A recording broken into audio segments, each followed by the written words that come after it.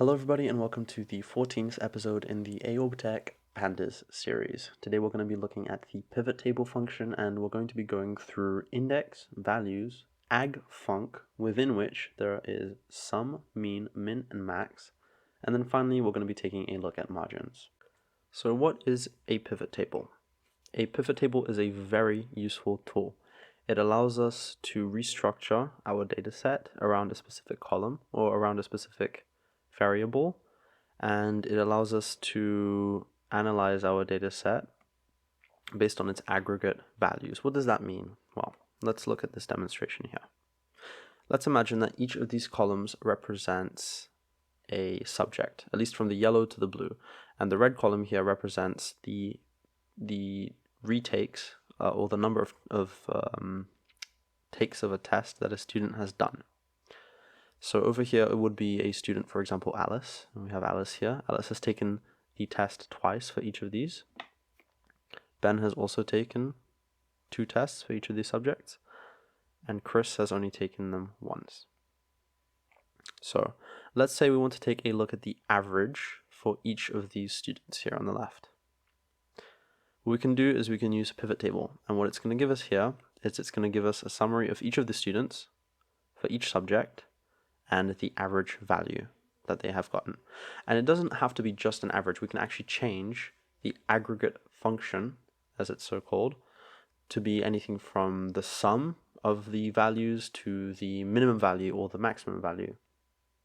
But the mean or the average is just the default aggregate function that we use. So we're going to start, as always, by importing pandas and our data sets. And let's really quickly take a look at these data sets. That's the games data set. So we have a number of games here that are stored with the name of the player, the score that they gathered, and as well as the coins that they gathered and the rounds that they survived. And some players here repeat. So we have Ace, which repeats a couple of times, Blitz and Comet also repeat, and I believe Echo and Flash are unique players. So now let's look at revenue. As you can see here, this is stored based on a number of regions, the products that are being sold, the revenue gained from those products, and the number of units sold of each of those products. So now let's take a look at pivot table or index. So to create a pivot table, first we're going to take, let's say, our games data set. We're going to apply the pivot table function. Within that, we're going to put index, and this is going to tell us which column we're going to restructure our data set about. So let's say for each of these names or each of these players, I want to get their average scores and coins gathered and rounds survived. So we're going to set the index column to name. And now let's see what it gives us.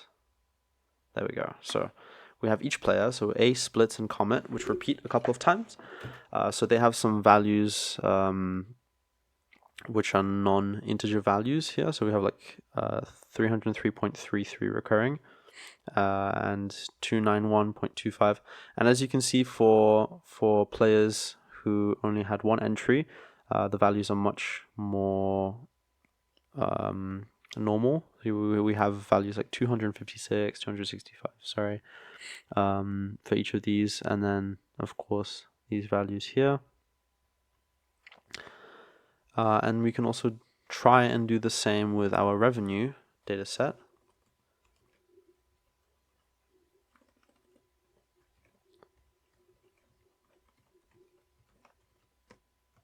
Set the index to the region. And this is going to spit an error at us, and I'm going to explain why. Here we go, and let's read what it says. Aggregate function failed. What does that mean? Well, the mean function is the default aggregate function. So if we take a look at our data set, we can try and figure out why. So we've set the index column as the region here. So every other column here, it's going to try and take the average of these using the aggregate function, and that gives us the biggest clue as to what's happening here, because if we look at the first column, which is labeled product, we have strings here and not numerical values, and you actually cannot apply an average to string values, as you might know. So how can we fix this issue? Well, we can actually exclude the product column by using the values parameter. So let's try and use this code again, only this time we're going to select the values, and since we're selecting multiple, we're going to use the brackets here, and we're going to put in that we want the revenue and units sold columns. So revenue and units underscore sold. And now it should give us a proper pivot table. And there we go. So now in terms of the region, we have the revenue and units sold and their averages. And we can also do the same with our games data set. So games.pivottable. Then we're going to take the index as the name column, and we're going to set the values to, let's say we want to look at just the score. So we'll put in score. There we go.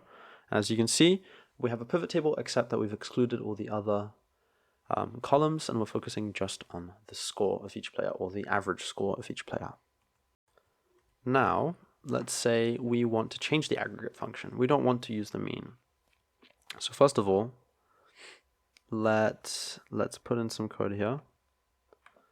Let's try using sum here. We'll take our code from before here, revenue. We'll take a look at revenue first, and we want to take a look at the sum of all the values. So sum of all the revenue and units sold. So we'll use the argument ag_func equals, and then we're going to set it to sum. Okay, and let's see what it gives us. There we go. So now, instead of giving us the mean, it's giving us the sum for each of these columns here. And we can do the same with our games data set here. So if we put in ag_func, so aggregate function, and then we'll set it to sum. And there we go. And we can copy these over, the code from them. We can put them here. So mean is the default, but we can also try setting it here. There we go. And we can actually compare these values, or at least the first two, to the values that we get from the original code that we did. So if we look, we have 1908.3 recurring, and if we go up here, we have 19083 recurring. So we can see mean is indeed the default aggregate function for these. So now we can also try changing it to min. And what this is going to give us is the minimal value for each of these entries. So for each column, it's going to take a look at all of the numbers, and it's going to tell us of those numbers for each player, which was the smallest. So this is the smallest score that each player has managed to attain. And we can do the same with our revenue data set here. So we set the ag function to min, the aggregate function, and now it's going to give us the minimum revenue and the minimum units sold for each of the regions. And finally, if we want to see which is the maximum or the maximal value for each column, we can use the max aggregate function. As you can see here, this is the highest score that each player has managed to attain through all of their games. And finally, we can do the same thing with revenue. Set it to max, and there we go. This is the maximum revenue, maximum units sold. Finally, let's take a look at margins. What does margins do? Well, it gives us a row at the end of our data set, which gives us the aggregate function applied to all of the values in the entire column. So we can actually copy this code here, and we can add in the argument here, margins equals true. So we want margins. And as you can see here, we have east, north, south, and west, and finally all. So we have the aggregate function max applied to all, and we can also change this to mean. So this is the mean for all the revenues from each of the regions. We can set this to minimum as well and see what we get. We can also set this to sum. There we go. So this is the total sum of revenue from all the regions. And we can also do the same with the points here from the games. So, or the score. So we can put this here. We can add the argument margins equals true. And let's change the aggregate function to mean for this one. So at the bottom here, we have the mean or the average for all of the players and their scores. And we can also remove this values here, so we can take a look at all of the different columns. So as you can see here, and then we can use this row here to compare against each of the players. So for example, Ace here is actually above average. Or their coins gathered and rounds survived and score all indicate that they are an above average player, because all of these average scores for each of the players here are actually below all of their scores.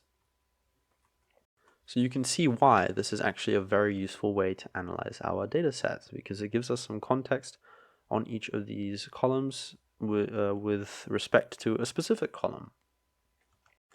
And that was the end of the episode. If you enjoyed, make sure to like the video and subscribe. And if you want to see more of our videos when they come out, you can hit that bell icon, and what it does is it subscribes you to our notifications, so you will get notified every single time that we upload an episode. If you would like to see the source code for this episode and for the other episodes in our series or our course, you can find them in the description.